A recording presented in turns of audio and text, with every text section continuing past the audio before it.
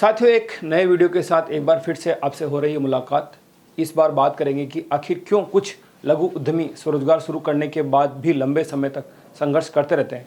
देखिए, कमी किसी भी काम में नहीं है और किसी भी तरह का लघु उद्योग अच्छी कमाई दे सकता है, इसमें भी कोई शंका नहीं है।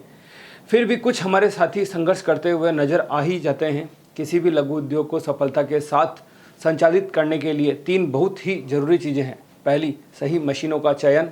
दूसरी, प्रोडक्शन कैसे किया जाए, उसकी पूरी जानकारी। और तीसरी, माल को बेचा कैसे जाए, उसकी कला। मान लीजिए आपने तारबंदी के खंभे बनाने का प्लांट लगाया है, या गोबर से लकड़ी बनाने का काम शुरू किया है, या फिर कोई भी प्रोडक्ट आप मशीनों की सहायता से बना रहे हो, तो सबसे पहले जरूरी है आपकी मशीन लंबे समय तक सही से काम करे। कई बार क्या होता है, आप सस्ते के चक्कर में काम चलाओ मशीनें लेकर काम शुरू कर लेते हैं। ऐसा करना सरासर गलत है।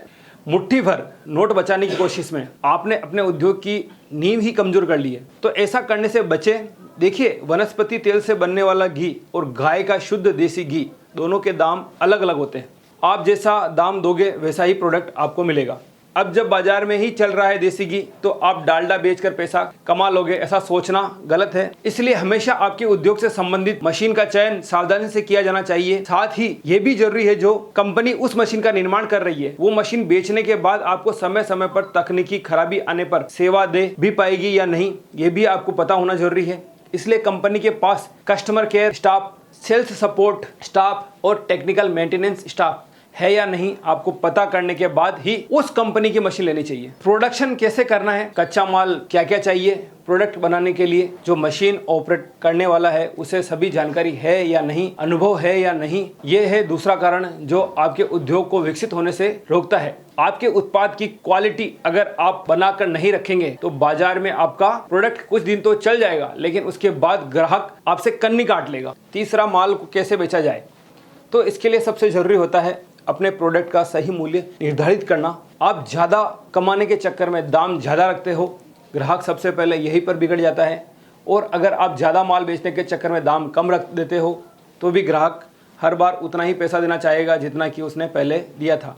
आप ग्राहक को कोई स्कीम दे सकते हैं, कोई ऑफर दे सकते हो, सीमित समय के लिए डिस्काउंट दे सकते हो, लेकिन आप अपनी लागत की कीमत में ही अगर अपना प्रोडक्ट बेचने की कोशिश करते हैं तो शुरुआती समय में तो आपको सफलता मिल जाएगी, लेकिन बाद में आपको दिक्कत बहुत आएगी। तो सोच समझकर भविष्य में क्या हो सकता है, इस बात को जानकर ही अपने प्रोडक्ट की कीमत निर्धारित की जानी चाहिए। पुराने ग्राहक से संबंध हमेशा बने रहे, इसके लिए समय समय पर उससे बात करना भी जरूरी है। ऐसा नहीं कि माल बेचा और जयराम जी की, और साथ में ही नए ग्राहक तक आपका प्रोडक्ट कैसे पहुंचे, इसके लिए आप सोशल मीडिया और विज्ञापनों का इस्तेमाल भी करते रहें, क्योंकि जो दिखता है वही बिकता है। यकीन मानिए, अगर आपने ये 3 काम सही से कर लिए तो फिर आपको एक सफल उद्यमी बनने से कोई नहीं रोक सकता है। और अगर आप किसी भी एक मोर्चे पर असफल हुए तो आपको अपना उद्योग चलाने में पसीना आ जाएगा। तो अगर आपके साथ ऐसी कोई भी परेशानी है तो आराम से बैठकर अपना आंकलन कीजिए, और जहां भी आपको कमी लग रही है, सुधार की गुंजाइश लग रही है, वहां तुरंत सुधार कीजिए। अगर मैं आपके उद्योग में आपकी कोई सहायता कर सकता हूं तो मुझे कमेंट्स कीजिए। अगर आप कोई नया उद्योग लगाना चाहते हैं तो दिए गए नंबर पर फोन कर सकते हैं। हमारे पास दर्जनों लघु उद्योग लगाने वाली मशीनें हैं, और उन मशीनों से जुड़ी सभी जानकारी भी आप वीडियो कॉल करके किसी भी मशीन का डेमो देख सकते हैं। और अगर आप चाहें तो डायरेक्ट कंपनी विजिट भी कर सकते हैं। वीडियो को लास्ट तक देखने के लिए थैंक यू, धन्यवाद।